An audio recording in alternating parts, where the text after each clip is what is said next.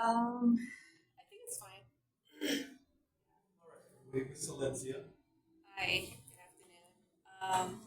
My name is Silencia, and I'm always honored when I get asked to come here and speak.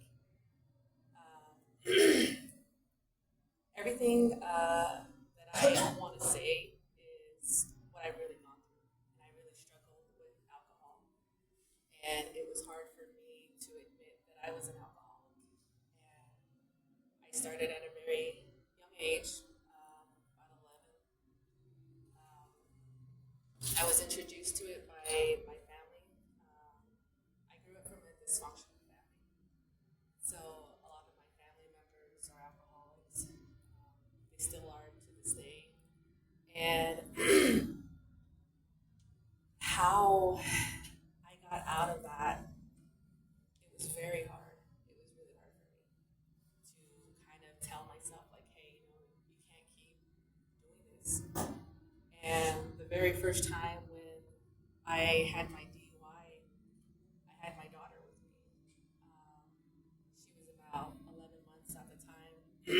And, when I was in jail, I was thinking the whole time, like, oh, I'm going to change. I'm going to do this. I'm going to start doing this for her. And, oh, I miss her.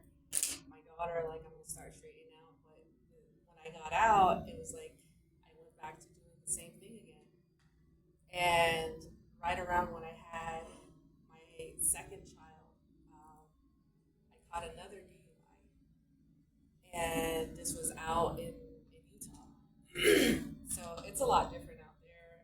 They're a lot more stricter when it comes to things like this, especially if it's not your first conviction. So at that time, my kids they got taken away from me, and I went to jail. I was in there for about a week and a half, and when I got out, I didn't have anywhere to go. I didn't have anyone to turn to. I didn't have family members to come drive up there to come pick me up. Like I had to find a way back down here and kind of figure out what it is that I had to do. So, at that time, the court was telling me that there was a possibility of my kids getting adopted to a family out there, and I only got to see them once a month for 1 hour, and I had to drive all the way out there to Utah, and I missed out from them growing up. Even then, it still wasn't hitting me. I still wasn't getting to that reality of like, hey, you need to put the alcohol away. You need to stop doing what you're doing. You're hurting your kids, and even though they're so young and they can't tell you that, but for me, I can see that. But I was ignoring all of those things, and I grew up without a mother and a father. I see my mom. She got killed by my stepdad, and that's something that I carried with me growing up, and it was hard. And nobody in my family was telling me, "Hey, like it's okay. We can help you. We'll help you get through these things. Oh, don't do that. Like you're hurting your kids." No one talked to me. Nobody sat me down and explained to me, like, what, this is what your kids are going to be going through. If you don't stop this now, you can end up killing yourself. You can hurt your kids. Like, I was wanting that from them, from anyone really. And when I first came here to Totah, it was the court order, and I was kind of blowing it off. I was like, I don't want to be here. Like, I'll just tell the counselor that I don't have a problem. I don't have an issue. Like, yeah, I'll drink on the weekend, but I wasn't telling them the truth. I wasn't being honest with myself. I wanted to hurry up and get this thing over with, and move on to whatever it is that I thought I was going to do. But it wasn't like that. And I probably came back here like 3, 4 times, and everybody, the counselors were trying to tell me like, hey, this is the reality of it. You need to start being honest with yourself. You need to start talking about the things that you can't even talk to anybody about. We're here to help you. But for me, it was like, okay, well, this person maybe don't know what it is I'm going through, or they don't know what it is that I may feel. But I came across like one of the counselors, and they told me that they've gone through something like that. So it's kind of like that connection and like building that relationship. And this was like recently, maybe 2 years ago, I finally got off of probation from Utah. And during that time, I lost my 2-year-old. Or she was 4 at the time. She was my second oldest. She passed away.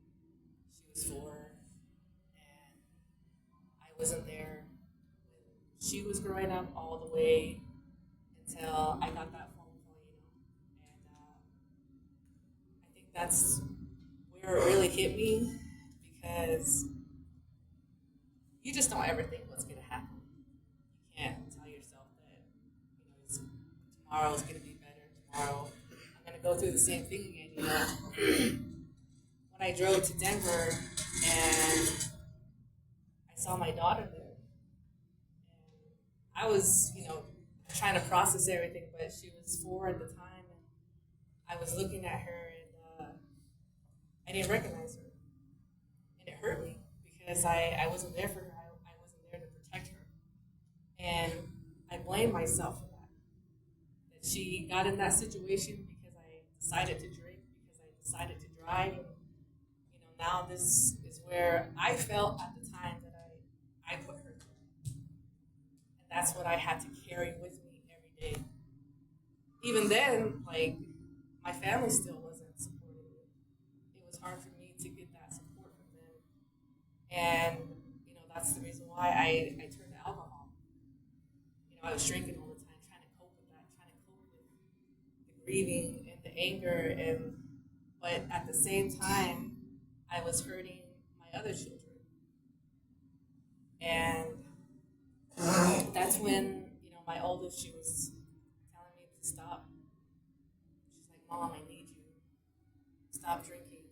And she could see her other, her dad drinking, going through the same thing too, and I thought about that because that's the cycle that I was going through too, with my family, and I had to really be strong and make that decision. Like this has to stop. I can't have my daughter following what it is that I went through. So I decided, even though I was done with Totah, I wanted to continue to come here because it was helping. I always set up counseling. I always try to do what I can to keep up with everything, and it's not easy.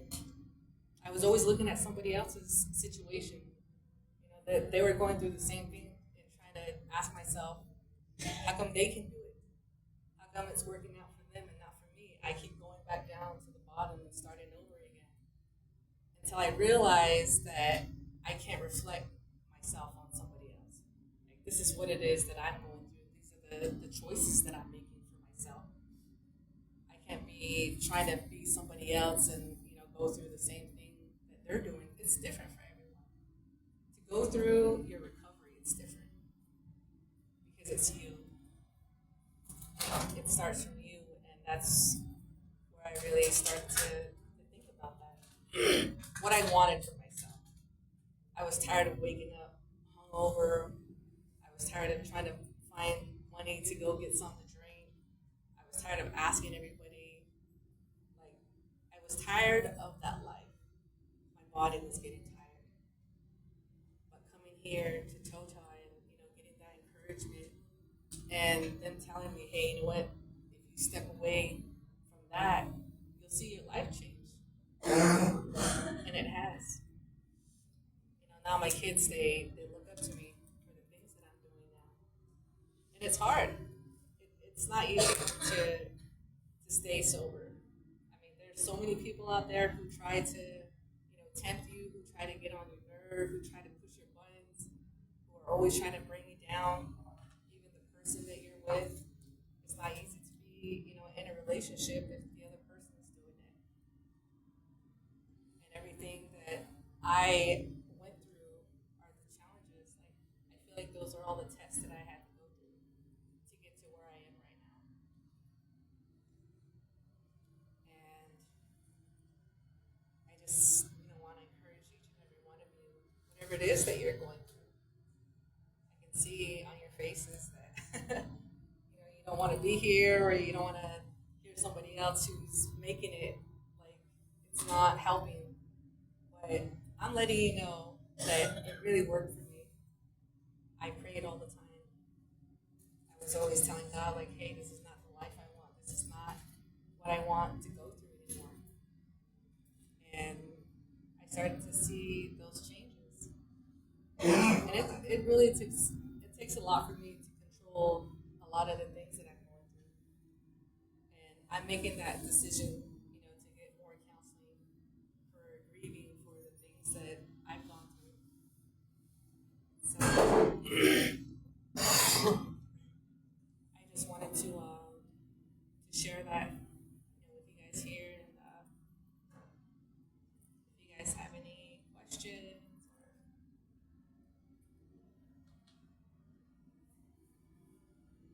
You don't have cravings no more? I do. I do have cravings, but when I think about that, it, my body tells me that like I can't do it because I know if I go and drink, I could end up driving, I could end up hurting somebody, I could end up in jail, and then going through this whole process again. And I know that nobody is not going to be there to tell me no. Nobody's going to say, hey, don't do that. Look at what you already gone through. I have to keep telling myself that. And I have to remind myself to be strong. And I've done it without any family. The only people that motivate me is my children. It is hard to try to. Lifestyle. Using lifestyle to the way you're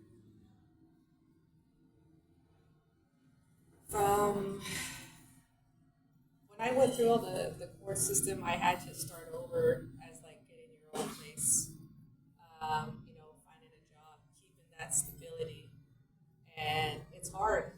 I was always running into these speed bumps of like, hey, this is due, your bill, or your bills need to be paid. This needs to, your daughter, it just gets really overwhelming, and that's where I feel like, I can't do this. Like, I want to go drink for a second. Like, I just need to calm down, and this is gonna help me. But it's gonna be, to me, I always feel like it's gonna be the same problem the next day. It's still gonna be there unless I'm holding on to that strength of not picking up that bottle again. Because it really took everything from me. And losing my daughter was the biggest thing that alcohol, took from me. And I'm hurt, and I'm still hurting that I didn't watch her grow up. That tells me a lot. That showed me a lot. That you cannot be doing this. If I have to do it alone, I will. Because no one else is going to be there for me. But me coming here, getting counseling, getting help, I'm doing that for me. I have to take care of myself first. I matter. I always tell myself that I'm important. Whether anybody else sees that or they don't, but I'm here for a reason, and I'm fighting every day towards those urges of picking up that bottle, and I know that the devil is just waiting for me. Everybody who knew that I was going to fail is watching from a distance, waiting for me to mess up. They want to see me back down there. And I can see them judging, over there. But at the same time, it's like, you know what? Where were you when I needed you? How come you didn't stand here and talk to me? How come you weren't telling me that this is what it's going to cause? What it's going to take away from me? It's not easy to, hold a household down, raising your children sober. It's not. But what keeps me going is that I'm praying every day. Wherever it is that I go, whatever it is that I'm doing, I'm always thanking God that I'm here, that I'm sober. I may be overwhelming, but you know what, God, I know that you're here with me. I always pray to my mom, my dad, my daughter, those that I've lost. I didn't get any of this teaching.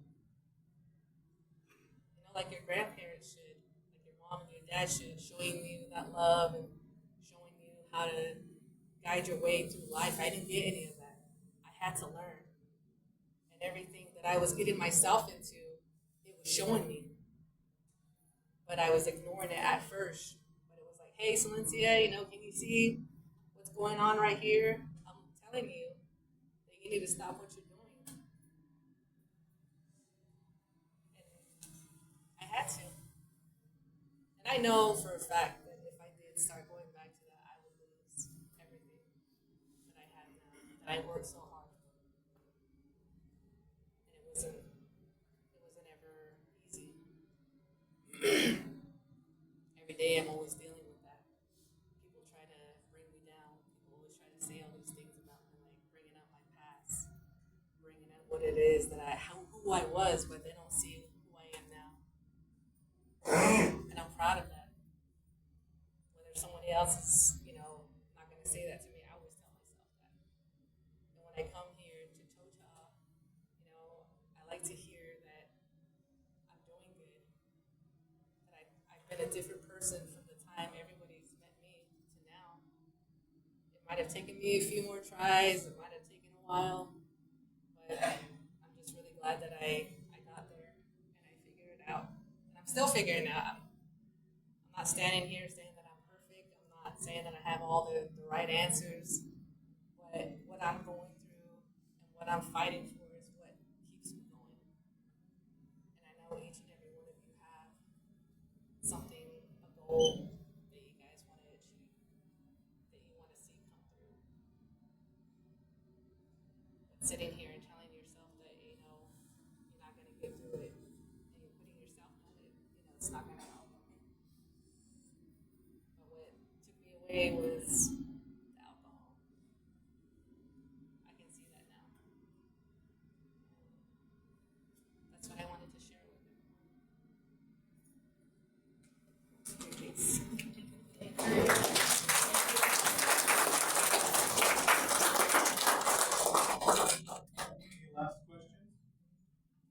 I got a question. Yeah.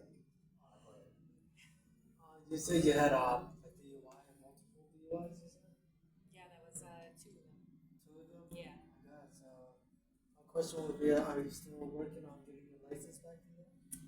Right now, I have, since I was supposed to get an interlock in Utah, I did it. And now that I'm a resident here, they want to make sure that I follow through. So when I got my driver's license, I had to go through that whole process of getting an interlock.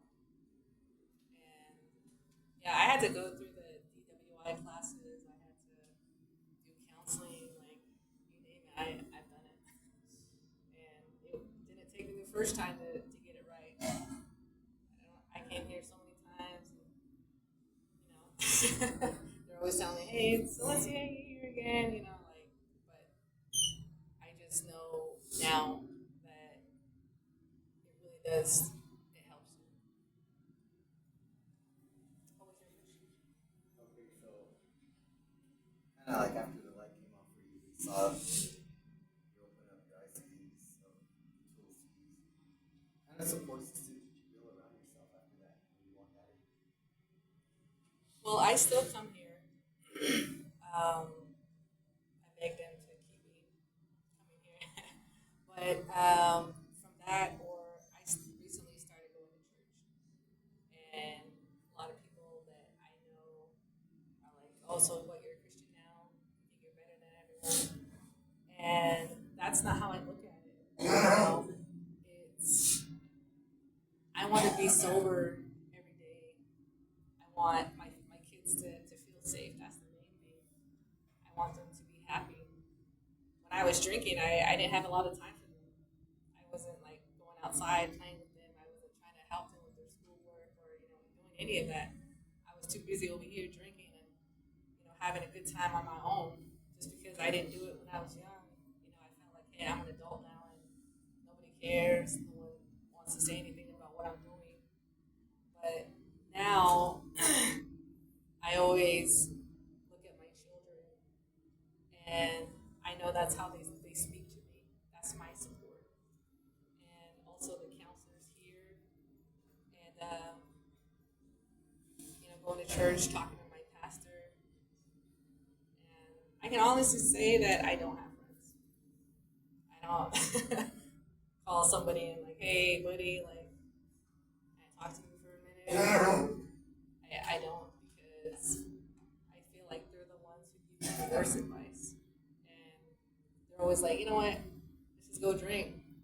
Let's just go do this real quick. Like, I'll be all right. I'll help you. But it's never that case.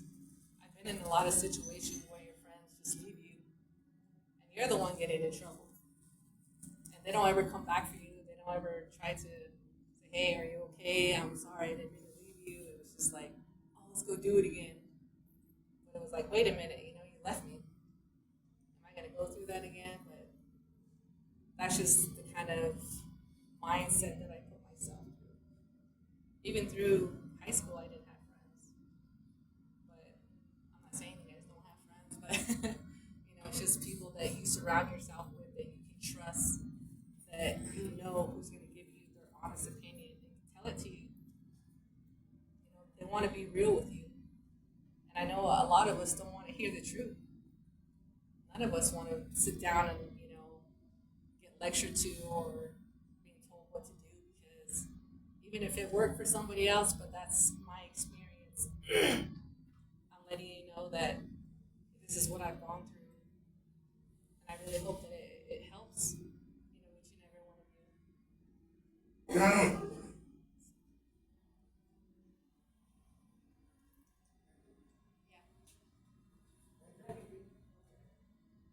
How long what? I've been sober for 3 years now, and I've been with Totah maybe back in 2013, kind of off and on there. But I've been here for like 2 years. The time I got sober.